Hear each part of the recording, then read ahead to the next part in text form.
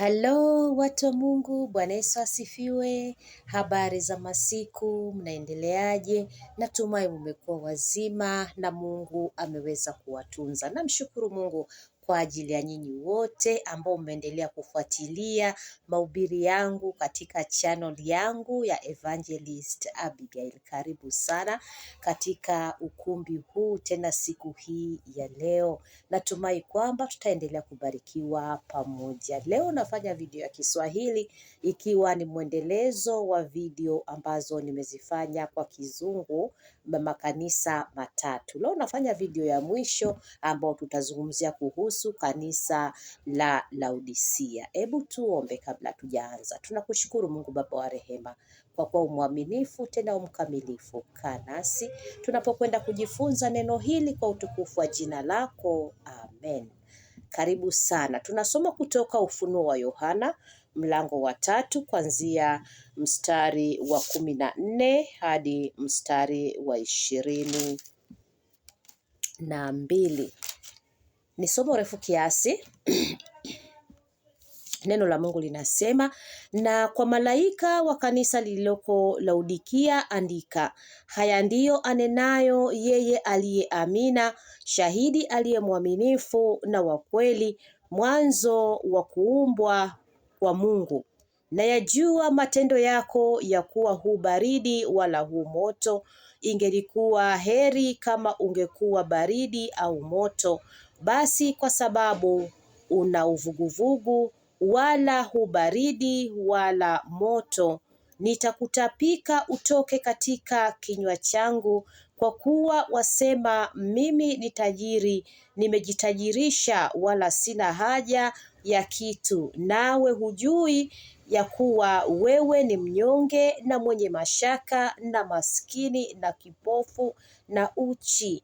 Nakupa shauri, ununue kwangu dhahabu iliyosafishwa kwa moto, upate kuwa tajiri, na mavazi meupe upate kuvaa, aibu ya uchi wako isionekane, na dawa ya macho ya kujipaka macho yako upate kuona. Wote ni wapendao mimi nawakemea na kuwarudi. Basi uwe na bidii ukatubu. Tazama nasimama mlangoni na bisha.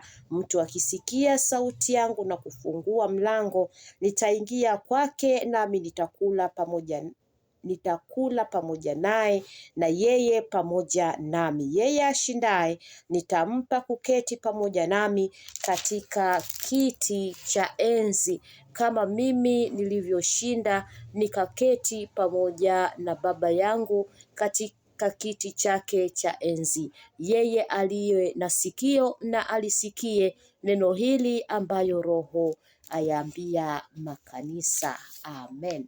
Karibu sana mtu wa Mungu. So tunaona kwamba katika makanisa haya yote ambayo Yohana alikuwa anazungumza nayo na akiwaasa kwa yale mambo yaliyokuwa yanaendelea, kanisa hili la Laodikia ndilo lilikuwa kanisa ambalo lilikuwa katika hali mbaya zaidi, kwa sababu ukiangalia kanisa hili hakuna jambo hata moja ambalo wamesifiwa kwamba wamefanya, lakini mambo yote ambayo yalikuwa yako mahali hapa kwa kweli ni mambo ambayo ni ya kurekebishwa. Kwa hivyo tunaangalia kwanza Yesu Kristo amejitambulishaje katika kanisa hili. Yesu Kristo amejitambulisha katika kanisa hili kama aliye shahidi mwaminifu. Amejitambulisha kama aliye Amina na shahidi mwaminifu. Aliye Amina kwa sababu gani? Yeye chochote alichokifanya, yeye ndicho alichokiahidi ndicho anachokitekeleza. Kwa hivyo ahadi zake zote zitapata kutimia. Unaweza ukaona zimechelewa, lakini zitapata kutimia. Yeye aliye Amina, lakini pia ni shahidi mwaminifu. ni shahidi mwaminifu mbele za Mungu kwa ajili ya wanadamu, lakini pia ni kwa ajili yetu tuliomkubali Yesu Kristo kwa mwokozi wa maisha yetu. Tunaamini kwamba Yesu Kristo ni shahidi mwaminifu katika mambo yote tunayoyapitia, mambo yote tunayoyafanya, na ataenda ndo anatuombea ama ataenda kushughulika na kushuhudia kwamba hakika huyu anatembea inavyostahili, huyu amestahili na huyu pia hakustahili, na atakapo shuhudia hata mbele za Baba yake, hivyo ndivyo itakavyokuwa. Ushuhuda wake ni mwaminifu. Ina maana Mungu anamwamini, lakini pia wanadamu wanamwamini. Tukiangalia tena watu hawa, shida yao kubwa sana ama matatizo mengi waliokuwa nayo yalikuwa ni kuwa katika hali ya uvuguvugu. Amesema wewe si moto wala si baridi. Kwa hivyo uvuguvugu katika hali ya kiroho ama uvuguvugu katika hali ya kawaida inamaanisha kwamba wewe ni mtu ambaye hauna msimamo. Watu hawajui wakuweke wapi.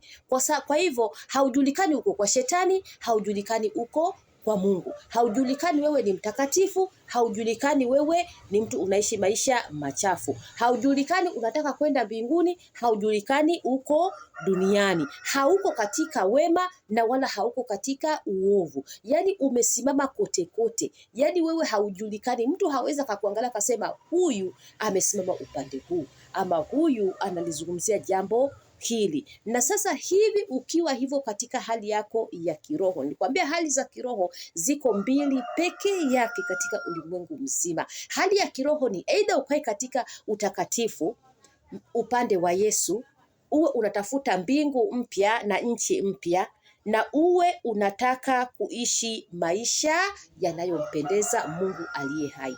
Ama ukae upande wa pili, uwe upande wa shetani, uwe unaishi maisha ya uovu, uwe unaishi maisha ya unajisi. Kwa hivyo huwezi kaa pande mbili, lazima ukae pande moja. Kwa hivyo kanisa hili lilikuwa na uvuguvugu, na ndivyo tulivyo na watu sasa hivi. Utakuta kwamba tuko duniani, lakini japo tuko kanisani, hujui huyu mtu unamweka upande gani, kwa sababu katika uovu yupo, katika mambo ya kufanya mambo ya ukweli ama mambo mema unakuta yuko. Haujui yani mtakatifu tukiabudu, tukimwabudu Mungu, yeye yuko sawa sawa. Wakati tunafanya kazi za kikanisa yuko sawa sawa. Lakini akishaondoka tu kanisani, akikaa pale kando, unakuta kwamba anafanya mambo yaliyo tofauti na kinyume kabisa. Mpaka watu wanaulizana mara mbili mbili.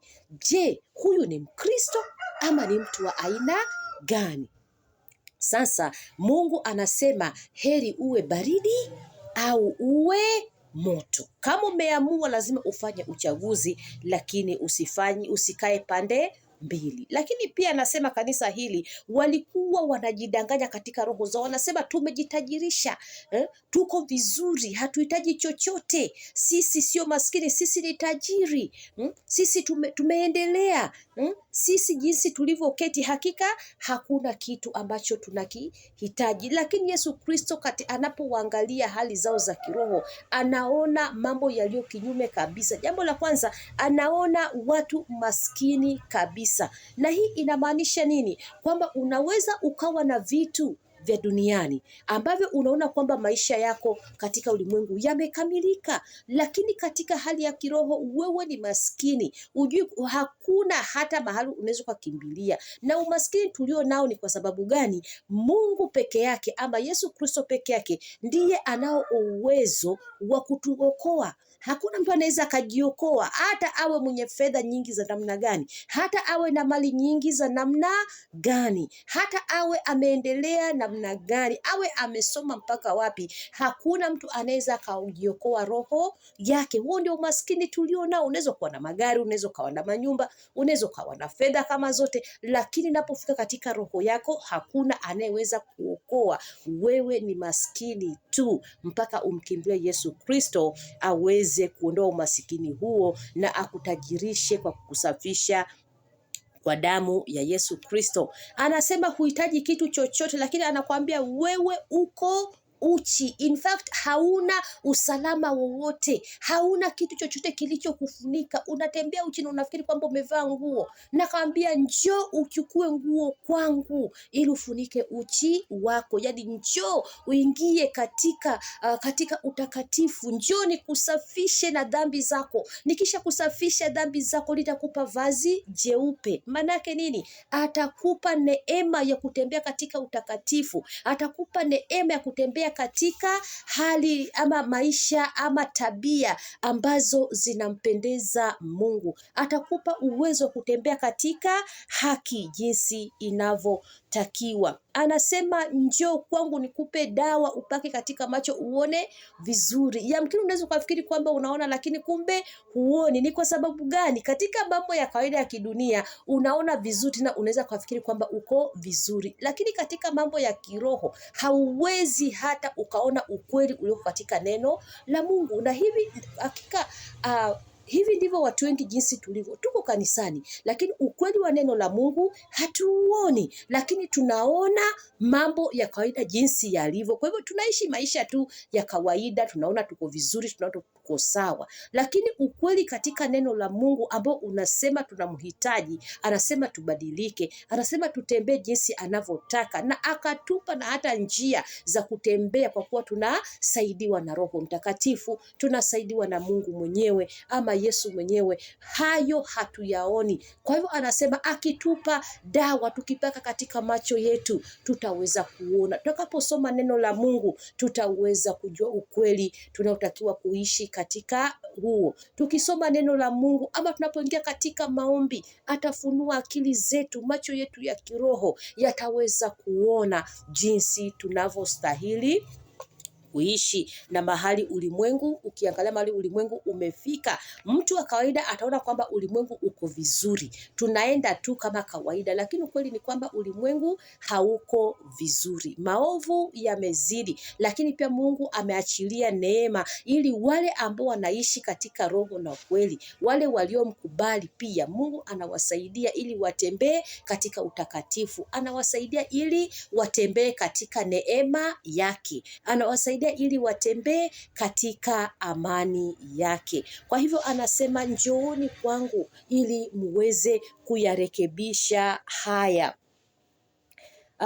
Kitu kingine ambacho Yesu Kristo anaambia kanisa hili, anawaambia nimewaambia maneno magumu sana, kwamba mnajifanya nyinyi ni matajiri, lakini nyinyi mko uchi na nyinyi ni maskini wala hamjiwezi. Kwa hivyo maneno haya ambayo mimi nawaambia maneno haya kwa sababu nawapenda. Amesema wale ninaowapenda mimi huwakemea na tena mimi huwarudi. Kwa hivyo Yesu Kristo anatupenda sana na anapenda kizazi hiki. Kweli kama kuna kizazi kilichobarikiwa ni kizazi hiki, kwa sababu neno la Mungu linahubiriwa kila mahali. Neno la Mungu linahubiriwa kwa njia nyingi. Neno la Mungu ni rahisi sana kulifikia. Kwa hivyo kizazi hiki kimebarikiwa sana, lakini ajabu ni kwamba kizazi hiki ndicho kimefumbia neno la Mungu masikio, hawataki kusikia. Lakini anawaambia mimi nawapenda, ndio maana nawakemea. By the way, hata mimi wapendwa wa Mungu nawapenda sana. Ndio maana unaposikia saa zingine tunahubiri neno ambalo ni la kukufanya wewe ubadilike, ni kwa sababu tunapenda roho yako ikae mahali pazuri. Tunataka roho yako iende mahali panapo stahili. Tutakuwa hatuna maana sisi kama watu wa Mungu kila saa tukupake mafuta, tukuambie umebarikiwa, tukuombee baraka tupu, tukuambie tu Mungu anakupenda, lakini bila wewe kubadilika. Kwa hivyo amesema nimewakemea kwa sababu nawapenda na ninawarudi ili muone kurudi huko nako warudi mkapate kurekebisha. Bwana Yesu asifiwe. Wapendwa watu wa Mungu, usimchukie mtumishi yeyote anayekuambia kuhusu ubaya unaofanya. Usimchukie mtumishi yeyote anayekukemea katika tabia zako, katika mwenendo wako. Mtumishi huyo anakupenda kwa sababu sababu anataka urekebishe.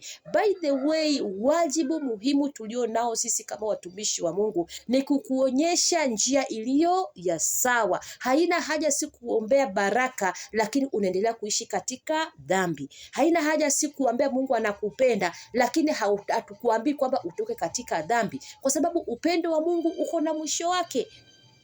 Upendo wa Mungu unafika kikomo chake. Kwa hivyo wewe kabla haujaona kwamba tumekukemea sana, hata Yesu Kristo amewaambia ninaowapenda nimewakemea. Sasa anawakemea ili nini? Ili wabadilishe njia na wafanye yale Yesu Kristo anataka, waenende katika mwenendo wa Yesu Kristo. Alafu Yesu Kristo pia anatoa wito katika neno hili, anatoa wito, anasema tazama nasimama mlangoni nabisha, ili kila mtu atakayesikia sauti mimi nitaingia kwake. Yesu Kristo amewaambia kwamba mumetembea vibaya sana kama hili kanisa, lakini mimi sasa nasimama mlangoni nabisha. Wapendwa watu wa Mungu, kila mtu Yesu Kristo anasimama mlangoni kwake.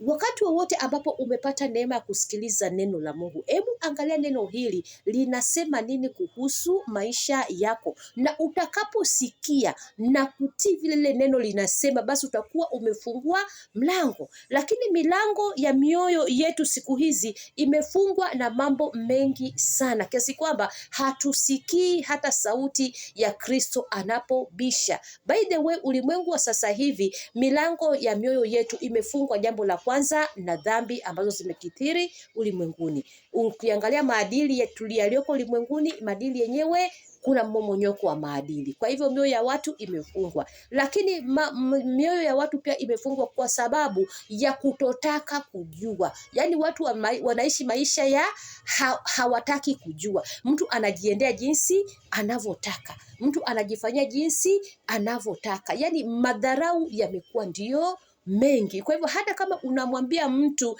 kitu cha maana, kitu cha kumsaidia maisha yake ya leo ama na kesho kutwa, unakuta kwamba yeye anadharau tu, kwa sababu yale yaliyoko kwenye akili yake ndio hayo anayotaka kuyafanya. Kwa hivyo unakuta kwamba pia mioyo ya watu imefungwa sana na madharau. Lakini Yesu Kristo anakuambia mimi niko mlangoni nabisha, na ukifungua hakika atapata kuingia kwako. Mpendwa mtu wa Mungu, Yesu Kristo anapokuwa anabisha katika mlango wako, fungua ili upate nafasi ya kuweza kutembea naye. Lakini pia anawapatia ahadi kwamba yeyote atakayefungua na kuweza kukaa na kumruhusu apate kutawala maisha yake, hiki ndicho kitakachofanyika. Atafanya nini? Anasema ataweza kukaa katika kiti cha enzi pamoja na yeye. Kwa hivyo yeyote atakayeshinda baada ya kutembea katika ulimwengu na maisha magumu na changamoto nyingi, lakini umeshikilia imani, utakaposhinda, Yesu Kristo anasema utaketi katika kiti cha enzi pamoja naye. Bwana Yesu asifiwe. Ni ahadi tamu kweli. Utaketi pamoja naye, utaketi pamoja naye katika kiti hicho. Utukufu utakaokuwa, unajua kwamba Yesu Kristo ametukuka, yeye ana nguvu nyingi. Kwa hivyo chochote ambacho yeye atakuwa nacho, utukufu atakaokuwa nao, na wewe utakuwa uko pamoja naye. Amani atakayokuwa nayo, yale mazuri ama zile furaha ambayo atakuwa naye, na wewe utaweza kuwa naye. Mahusiano mazuri mbele yake ama ukiwa na yeye yatakuwa ni sehemu ya maisha yako.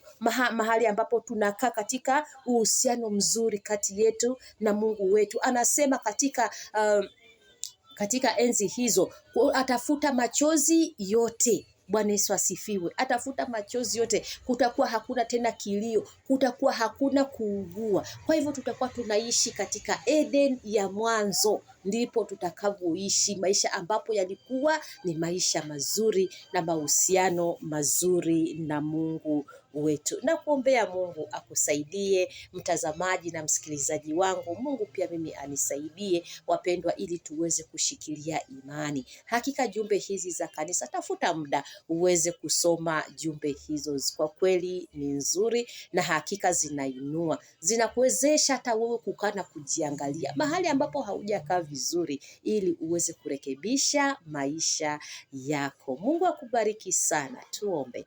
Tunakushukuru Mungu Baba wa rehema, kwa sababu unatupenda upeo, hata kwa ajili ya ujumbe wa kanisa hili. Tazama, haujaliacha pamoja na baya yote, lakini bado unawakemea ili warudi katika njia. Tusaidie na sisi kujiangalia na kusikiliza sauti yako, kwa utukufu wa jina lako.